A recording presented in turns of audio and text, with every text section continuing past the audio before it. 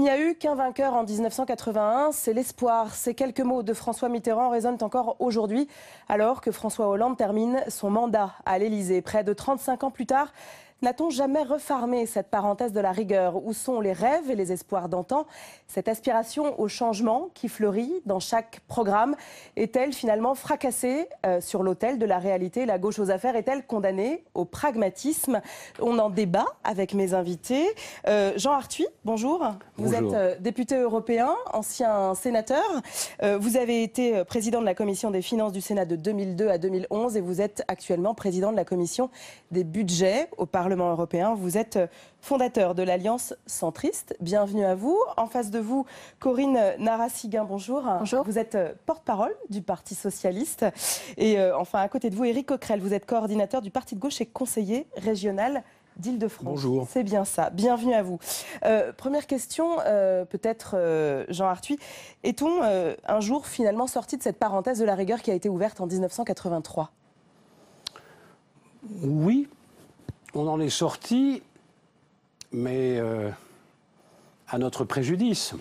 C'est-à-dire ? Ce qui me frappe dans le film qu'on vient de voir, c'est qu'en effet, c'était l'espoir, 1981. Mais la politique, c'est l'art de rendre possible ce qui est souhaitable.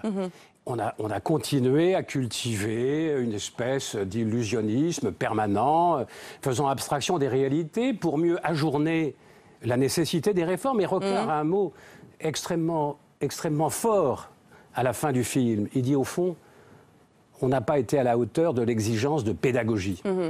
Éric Coquerel, est-ce que vous êtes d'accord? Est-ce qu'on est sorti de ce moment? Ah non, on n'est pas sorti de ce moment. Je pense que les socialistes de l'époque pensaient réellement que c'était une parenthèse. Voilà. Je crois qu'ils ont misé, notamment François Mitterrand, et c'est l'explication du fait de ne pas être sorti du cercle monétaire européen, sur l'idée de construire un rapport de force au niveau européen pour justement échapper à ce qu'ils ont subi en 81. C'est-à-dire deux choses. Un, je vous rappelle, une relance qui a marché, mais qui s'est très largement concentrée sur les importations, et surtout deux monnaies qui ont attaqué la France. La France a été attaquée, le documentaire l'explique. Le dollar fort, depuis le début des années 70, je vous rappelle que le dollar, les Américains avaient décidé que le dollar n'avait plus à avoir d'étalons, c'est-à-dire qu'en réalité, ils pouvaient produire de la monnaie autant qu'ils voulaient. C'est, j'allais dire, une manière d'asseoir encore plus la domination économique des États-Unis, et puis le mark. Bon. Ils ne l'ont pas fait, parce qu'il aurait fallu aller vers une confrontation avec ce qui était en train, en réalité, de naître. C'est-à-dire un système, vous parlez de rigueur, moi j'appelle ça autrement, c'est un système capitaliste financiarisé. Avant l'émission... On est déjà dans l'économie de marché. Non, laissez-moi, je vous ai laissé. C'est un système capitaliste financiarisé qui se caractérise par deux choses. Libre-échange généralisé du commerce et de la finance, déflation salariale, c'est-à-dire qu'on assoit les profits finalement sur une baisse des salaires dans le PIB et une contre-révolution fiscale qui a amorcé par Thatcher. Pour échapper à ça, ils pensent que c'est l'Europe sur laquelle il faut miser. Donc quelque part... Ceux qui prennent cette décision-là à l'époque, parce que pour moi, il n'y a pas l'idée que les sociodémocrates trahiraient toujours, etc., bon, le prennent en pensant certainement que c'est une parenthèse. Le problème, c'est qu'aujourd'hui, on en a le bilan. Et que le bilan, c'est qu'à un moment donné, au milieu des années 90, tous les pays européens, ou presque, étaient gouvernés par des sociodémocrates, et que c'est l'Union européenne, les libérales, qui les a changés, et non l'inverse. Et Jean Arthuis, vous disiez, moi je suis d'accord avec vous, il faut faire le bilan, mais pas le bilan de ce qui s'est passé en 80, il y a 35 ans, excusez-moi, mais le bilan de ce qui a explosé depuis. Corinne Narassiguin, est-ce que vous diriez que c'est encore aujourd'hui, comme à l'époque, la gauche qui rêve face à la gauche pragmatique ? Je crois qu'il existe encore effectivement cette séparation dans la gauche aujourd'hui.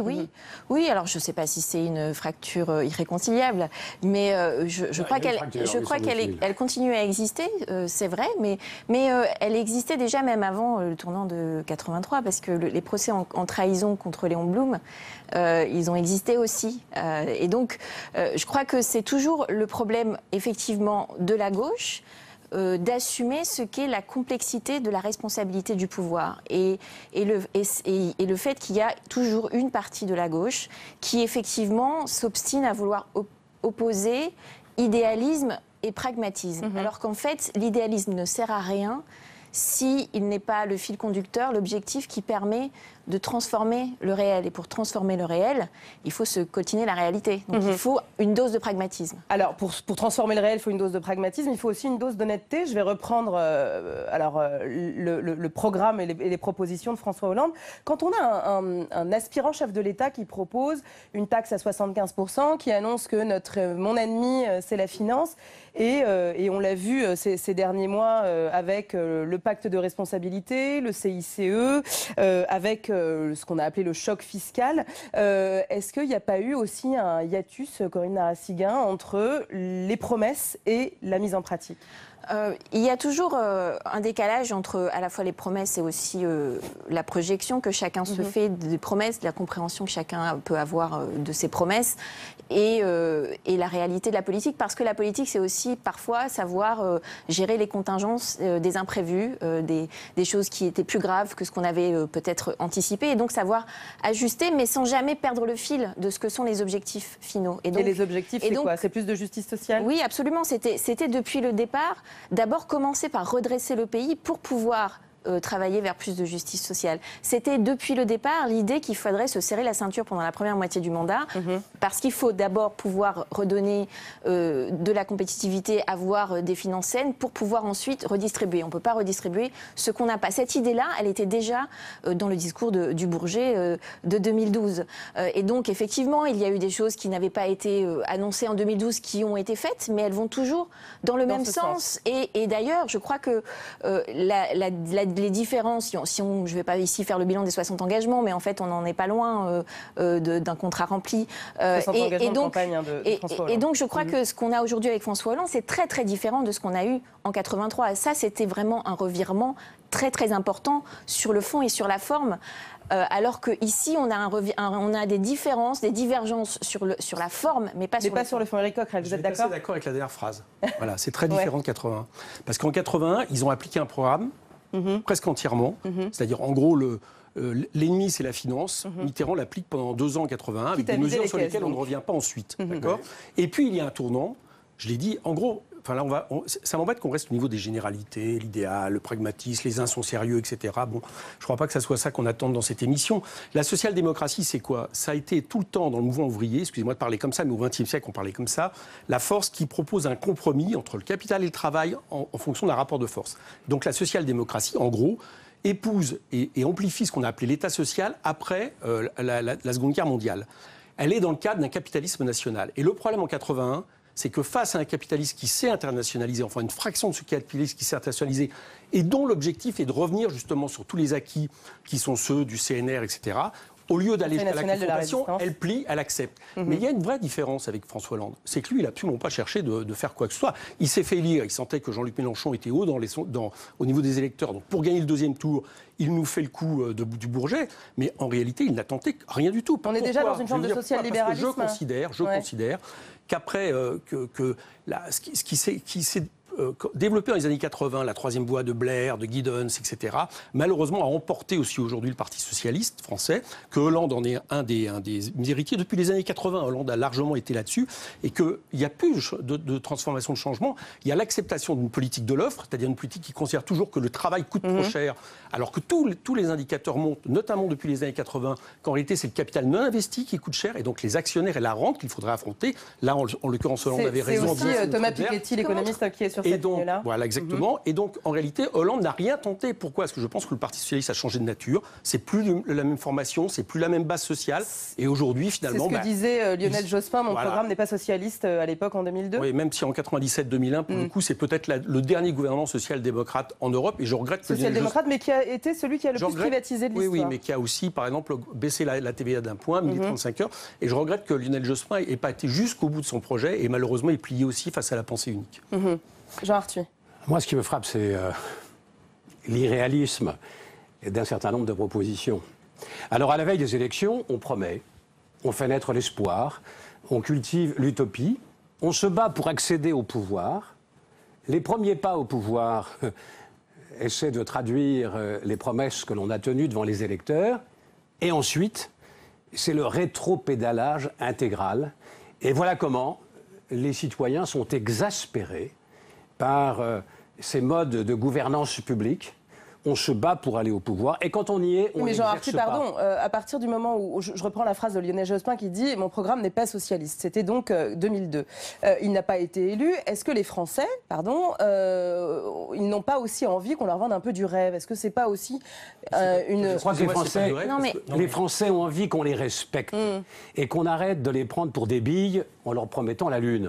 Ils ont bien compris. Mais je pense qu'on ne peut pas seulement leur promettre le fait que les plus riches s'enrichissent et que, parce que c'est la base, c'est la base du néolibéralisme. Tout à l'heure, je vous ai écouté. Vous avez raison, je vous laisse poursuivre, je répondrai après. Je vous en prie. Financer la protection sociale, comme on le fait aujourd'hui, en ajoutant la charge au poids des salaires, c'est accroître le coût du travail.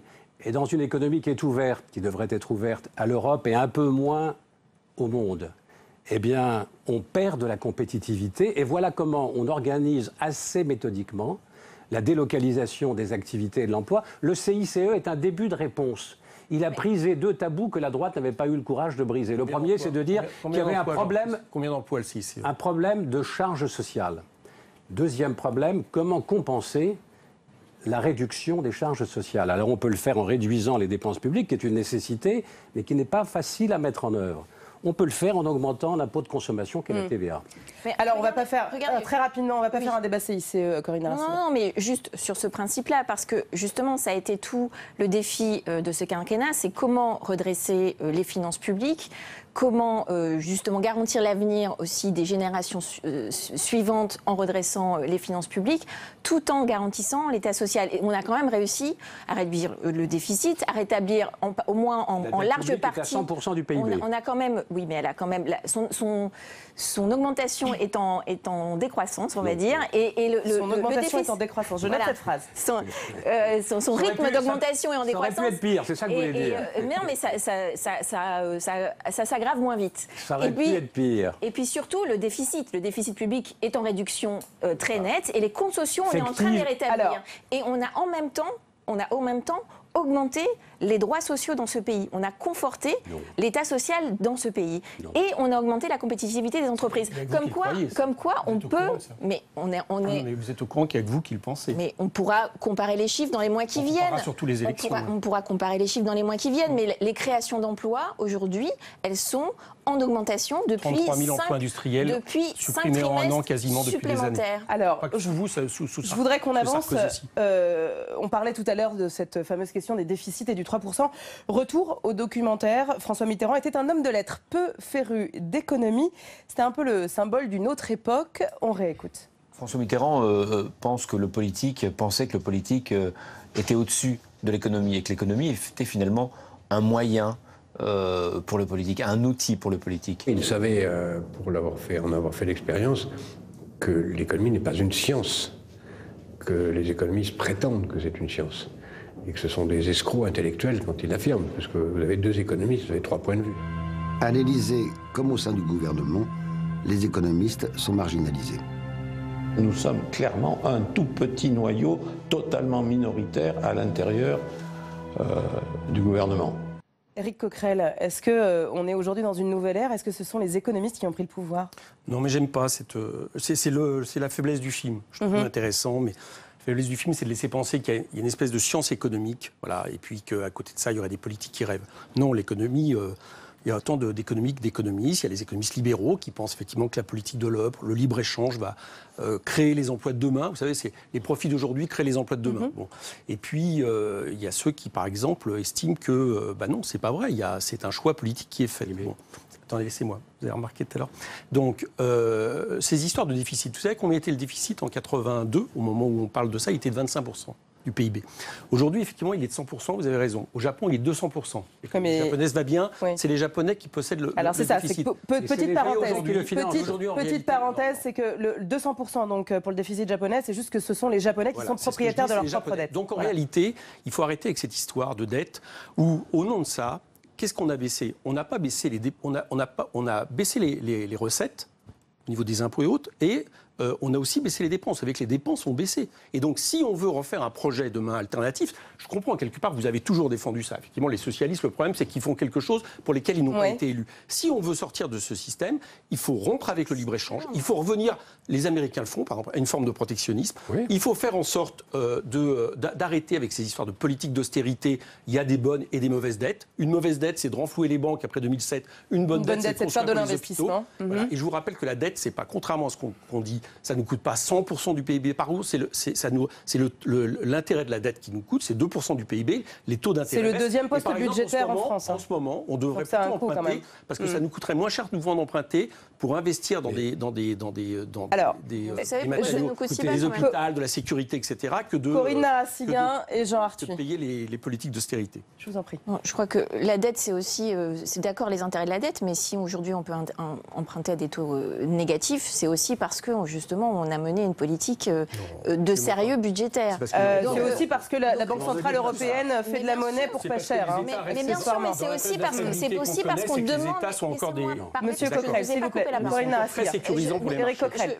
Je crois que c'est aussi parce que justement nous poussons pour que l'Europe, si la Banque Centrale a changé sa politique, aussi sa politique monétaire notamment, c'est aussi parce que nous poussons pour que l'Europe justement s'intéresse à la question de la relance économique et de la stabilité des économies sans tomber dans l'austérité, parce qu'on a vu les dégâts en Espagne, au Portugal, en Grèce. Oui. Et donc, je crois que c'est pour ça qu'aujourd'hui, on voit une Europe qui se comporte différemment. Et donc, quelles que soient les faiblesses de l'Europe, l'idée, c'est pas de la déconstruire, parce que ça, c'est pas la bonne solution. L'idée, c'est comment est-ce qu'on reconstruit une Europe plus politique et plus démocratique. Et donc, c'est ça l'enjeu aujourd'hui pour la France et pour la gauche en particulier. Alors, s'il vous plaît, Éric Coquerel, Jean Arthuis, quand vous entendez par exemple François Fillon ou Nicolas Sarkozy, qui dans le cadre de la campagne pour les primaires, disent qu'il faut s'affranchir du dogme des 3%, est-ce que vous êtes d'accord ? Est-ce que finalement on n'est pas dans une croyance ? Ce que je veux dire, c'est que s'il n'y avait pas les 3%, s'il n'y avait pas l'euro, s'il n'y avait pas la zone euro, les États seraient dans l'obligation d'équilibrer leurs comptes publics. Faute de quoi ?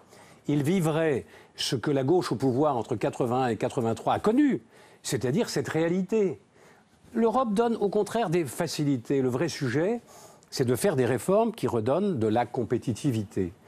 Entre 81 et 83, on a fait une politique de la demande, c'est-à-dire qu'on a augmenté le SMIC de 25%. Pour relancer la croissance intérieure.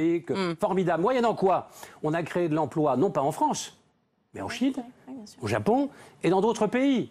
Donc la logique, c'est d'aller vers plus d'Europe. Finalement, quand Mitterrand a dit on va quand même rester dans le SME, ce qui n'était pas une obligation pour lui à l'époque. Il a choisi l'Europe. Mais Hollande, je voudrais que Hollande prenne des initiatives sur le plan européen. Il est muet.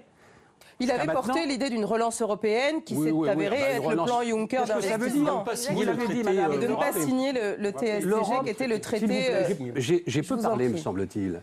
L'Europe souffre d'une absence de gouvernance politique. La France pourrait prétendre au leadership, mais ça supposerait que la France soit exemplaire. Or, pour l'instant, la France est marginalisée. Et je n'entends pas le discours de Hollande sur l'Europe. Rien. On pensait que les Anglais tenaient le frein et empêchaient l'Europe d'avancer. Je me disais qu'au lendemain du Brexit, on allait entendre le président de la République française faire des propositions. Il n'a rien proposé. C'est pas vrai. Si le plan Juncker existe aujourd'hui et qu'il est en train d'être 315 milliards d'euros, mais le plan Juncker, qu'est-ce qu'il a apporté pour l'instant, madame ? C'est grâce à l'engagement de la France. C'est grâce à l'engagement de la France. Avec la Caisse des dépôts et consignations. Et si aujourd'hui, on continue à avancer sur les questions de la gestion de la crise des migrants, c'est aussi parce que la France prend des initiatives au niveau européen et au niveau de l'ONU. Et donc je pense qu'il faut quand même ne pas dénigrer systématiquement l'image de la France. Et puis je voulais juste un petit mot, vous parliez tout à l'heure de la compétitivité, c'est vrai qu'on peut beaucoup critiquer la politique uniquement de la demande qui avait été menée. C'est pour ça que je pense que il faut faire les deux. Il faut faire les deux à la fois. Il faut faire les deux à la fois. Il faut faire équilibrer. Mais il faut quand même pas oublier que la plus grosse perte de compétitivité de la France, la plus grosse période de désindustrialisation, c'était quand même pendant les 10 années de la droite, avant 2012. La droite et la gauche ont eu les mêmes faiblesses, madame. Alors, Éric Coquerel. D'abord, une petite chose, on parle du plan Juncker, mais on oublie bien une chose, c'est qu'on a la seule banque centrale au monde qui ne prête pas directement aux États, qui prête à des banques qui elles-mêmes vont spéculer sur les dettes souveraines, avec en plus des échanges de personnel, où l'un devient dirigeant européen, l'autre le lendemain parade Goldman Sachs, etc. C'est avec ça... Attendez, c'est avec ça qu'il faut arrêter. Et si, effectivement, François Hollande avait dit, c'est pas un détail dans les promesses, il avait dit « je ne signerai pas ce nouveau traité européen qui contient tous les anciens, s'il n'est pas modifié, au bout de 6 mois, il l'a signé. L'Europe continue à avoir des rapports géopolitiques, notamment l'Allemagne. En tout cas, les possédants allemands tirent leur épingle du jeu parce qu'ils basent une politique sur un euro fort qui est en réalité l'équivalent du marque fort et une politique d'exportation, d'accord ? Ça, c'est pas possible comme modèle de manière globalisée, parce que chacun comprendra que ça emmène une confrontation et non pas une construction européenne. Donc, il faut rompre avec ça, et il faut avoir le courage de le faire. Donc, rompre, ça veut dire sortir des traités européens. Non. Rompre, ça veut dire que la France, c'est la deuxième puissance économique en Europe. Si demain, Jean-Luc Mélenchon est élu, nous dirons, voilà, nous avons été élus pour une politique qui arrête la dérégulation des services publics, qui ne fait pas justement des 3% une règle d'or. Est-ce que vous êtes d'accord pour renégocier les traités? Sinon, effectivement, il faut prendre des mesures unilatérales. Parce que de toute façon, sinon, c'est l'extrême droite qui s'en chargera un jour, sur le lit de la pauvreté et du chômage. Contre la réalité. Vous êtes fracassés. Mais excusez-moi, vous nous offrez depuis 1981 un spectacle pitoyable d'une social-démocratie. Non, on va se laisser parler. On va se laisser parler. Éric Coquerel, s'il vous plaît. On arrive au terme de ce débat. Jean Arthuis, rapidement. Je pense qu'il va être temps d'associer les Européens, les citoyens européens, au débat sur l'Europe. On a évoqué le libre-échange. Je crois que si on a fait un marché unique de 500 millions de consommateurs, peut-être un peu moins demain si les Britanniques en sortent, c'est pas pour l'ouvrir totalement au monde. Je pense donc que avant de traiter du libre-échange avec les Américains ou les Canadiens, l'urgence, c'est d'achever le marché intérieur européen et d'avoir une politique intelligente de protectionnisme. Prenez l'acier chinois. L'acier chinois est en train d'envahir le monde aujourd'hui. Je plaide pour que l'Europe soit gouvernée et qu'elle se dote d'un système de protection intelligente. Corinne Narassiguin, vous aurez le dernier mot. Merci sur cette question, je pense qu'il faut renforcer la gouvernance européenne et je pense en particulier au niveau d'abord de la zone euro. C'est là où il faut avoir un vrai gouvernement économique de la zone européenne, de la zone euro, et qu'il faut renforcer les pouvoirs du Parlement et donc avoir aussi un mini-parlement européen de la zone euro, pour que ce soit mieux gouverné. Avec des pouvoirs renforcés. Bon, écoutez, ce sera le mot de la fin. Merci à vous d'avoir accepté ce débat. Tout de suite, votre second documentaire. Depuis 1966, l'usine Pechiney, devenue Alteo à Gardanne, rejette des millions de tonnes de boue rouge. Dans ce